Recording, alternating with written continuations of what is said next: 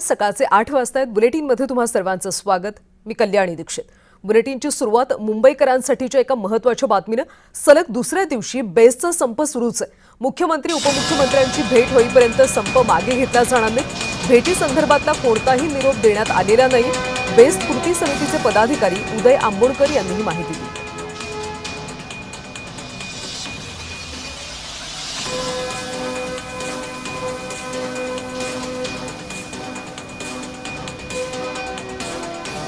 आणि या सगळ्या संदर्भात आपण अधिकची माहिती घेऊयात. आमच्या प्रतिनिधी भाग्यश्री प्रधान सध्या आपल्यासोबत जोडल्या गेलेत.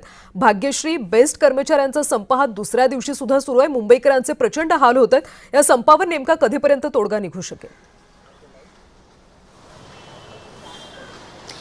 नक्कीच कल्याणी, आपण बघतोय की काल देखील अशाच पद्धतीचा संप जो आहे तो पाहायला मिळाला होता. प्रवासी हैराण झालेले होते, मुंबईकर हैराण झालेले होते. मात्र आज आपण बघतोय की बऱ्यापैकी मुंबईकरांना माहिती आहे की आज देखील संप आहे. त्यामुळे जे बस स्टॉप आहे तिथे शुकशुकाट पाहायला मिळतोय. मात्र मुख्यमंत्री आणि उपमुख्यमंत्री एकनाथ शिंदे या दोघांपैकी एका कोणाची तरी भेट जोपर्यंत होत नाही तोपर्यंत आम्ही संप मागे घेणार नाही या भूमिकेवर बेस्ट कृती समितीचे जे पदाधिकारी आहेत, कर्मचारी आहेत ते ठाम असल्याचं पाहायला मिळते.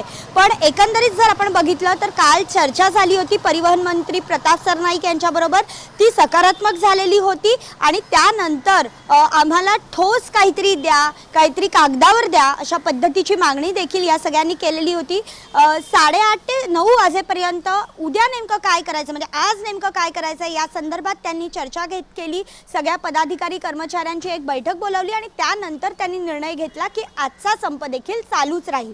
त्यामुळे आज दुपारपर्यंत हा संप चालतोय का, त्यांना नेमकं कधी बोलवतायत भेटीसाठी, हे सगळं बघणं महत्त्वाचं ठरणार आहे. कल्याणी, भाग्यश्री, बेस्ट कृती समितीची त्यांच्यामध्ये एखादी बैठक झाली का? त्यांच्या नेमक्या कुठल्या मागण्यांवर ते सध्या ठाम पाहायला मिळतात?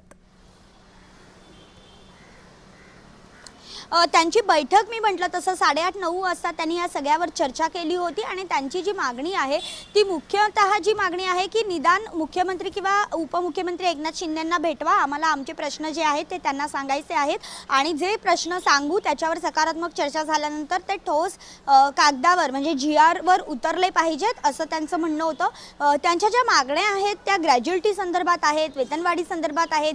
काही जे कर्मचारी आहेत ते कंत्राटी आहेत तर त्यांना रेग्युलर करा अशा संदर्भातल्या त्यांच्या सगळ्या मागण्या आहेत आणि खूप वर्षापासूनच्या मागण्या आहेत. अर्थसंकल्प महत्त्वाचं जी मागणी आहे ती अर्थसंकल्पाची आहे की बेस्टची अर्थसंकल्प जो आहे तो मुंबई महापालिकेमध्ये विलीन करा. या सगळ्या त्यांच्या मागण्या आहेत आणि त्या त्यांच्या मान्य झाल्या पाहिजेत असं त्यांचं मत आहे. कल्याणी, नक्कीच भाग्यश्री, त्यामुळे आज काही तोडगा निघतो का याकडे सगळ्या मुंबईकरांचं लक्ष लागलेलं आहे. आमच्यासोबत अशाच पद्धतीने जोडलेल्या पुढच्या एका बातमीवर तुमच्याकडून तपशील